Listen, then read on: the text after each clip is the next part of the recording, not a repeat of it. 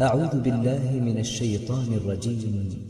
إن الدين عند الله الاسلام وما اختلف الذين أوتوا الكتاب إلا من بعد ما جاءهم العلم بغيا بينهم ومن يكفر بآيات الله فإن الله سريع الحساب.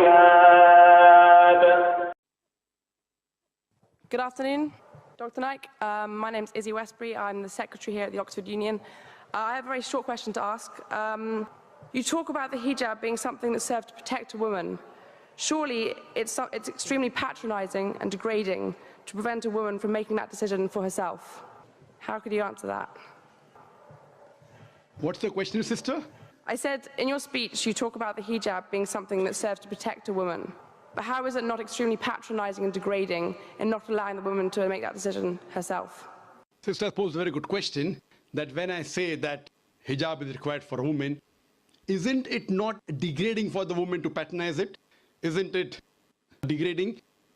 If you read the Quran and Islam has prescribed hijab. That means the woman should be covered. The only part that can be seen are the face and the hands up to the wrist. This is for the modesty. And it is not only mentioned in the Quran, it is also mentioned in the Bible. If you read the Bible in the 1 Timothy, chapter number 2, verse number 9, it says that women should be dressed up with shamefacedness. They should be dressed up with sobriety and should not wear braided hair or gold or pearls. It's further mentioned in the 1 Corinthians, chapter number 11, verse number 5, 6. The woman that does not cover her head, then she dishonors her head. Her head should be shaved off. Anyway, I don't agree with this. I'm just quoting you from the Bible. Same way, if you go to the Vedas, it says that the woman should cover the head. So all the religious scriptures, they talk about the woman covering their head. It is for modesty. It is not to degrade the woman. And if you analyze, there was allegation made against me saying that Dr. Zakir Naik says that if they don't wear hijab, you know, that if you wear Western clothes, there are chances the woman will be raped. It is a misquotation again. What I said, that if women wear revealing clothes, they have more chances of being raped. What I was doing, the same newspaper, Sunday Times, which spoke against me 1 year before, on the March of 9th, 2009, Sunday Times carried an article. In Britain, 1 out of 7 feel that the women who wear sexy revealing clothes, she should be hit. I'm sorry, I don't agree with it.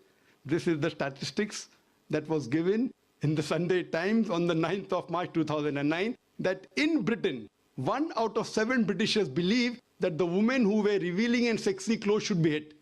I disagree with this. Furthermore, one more article came in 2005 in the same newspaper, Sunday Times. It said that 26% of the Britishers, they feel that wearing revealing clothes is partially or totally responsible for the rape.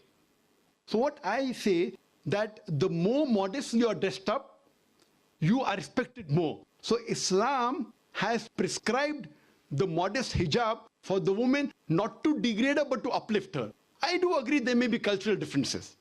Islam cannot force anyone to adopt it. There are cultural differences. For example, I'll give you an example. That some societies, what they feel, that even looking at a woman is immodest. Some societies feel looking is no problem, but touching a woman is immodest.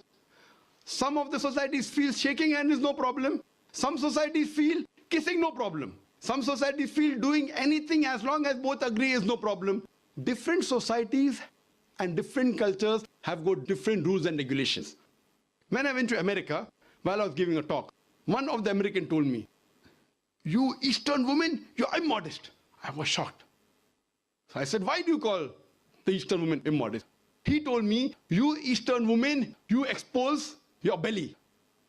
So in America and Western country, exposing belly is immodesty. In India, exposing belly is not immodesty, wearing shorts is immodesty. So what I've realized, sister, there's different culture, there's different system. Islam cannot force anyone to adopt. It's clearly mentioned in the Quran in Surah Baqarah, chapter number 2, verse number 256, La ikraha fid din, there is no compulsion in religion. But if some women want to adopt the hijab, because they feel modest and they feel respected, I feel no other woman should disagree. And when I've been to UK, I've seen hundreds and thousands of women who do cover their hair and who feel that they are uplifted because of this modesty. Hope that answers the question. السلام عليكم. لا تنسوا الإعجاب بالفيديو والاشتراك في القناة تشجيعا لنا لنستمر بنشر المزيد إن شاء الله.